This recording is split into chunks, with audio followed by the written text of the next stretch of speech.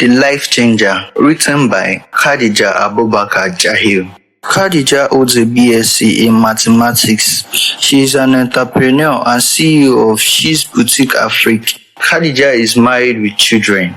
Summary of The Life Changer. Chapter 1. In this chapter, Bint tells the story of her encounter with her social studies teacher, Mallam Salihu, who was known to act as though he knew a bit more about every subject, as he would often ask questions outside the subject of discussion.